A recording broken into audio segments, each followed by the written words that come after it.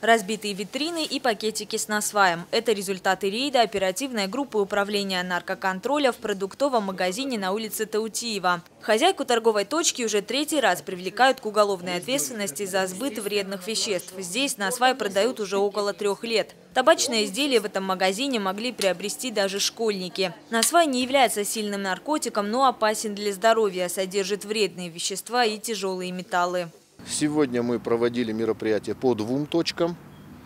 Это те точки, которые связаны именно между собой. Значит, у них один общий источник приобретения, общая, можно сказать, касса распределения денег, выручки от проданного насвая. Общий интерес на сбыт, общий умысел у них на сбыт этого вещества. Сбыт происходит в составе группы лиц по предварительному сговору.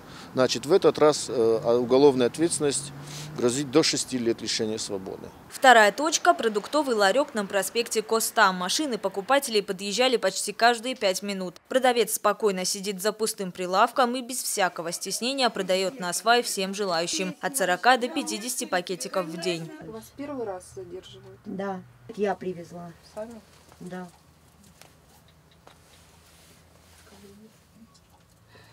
А скажите, вы будете чупа-чупсы продавать детям здесь же, где и насвай продаете? Нет, насвай я продавать уже не буду.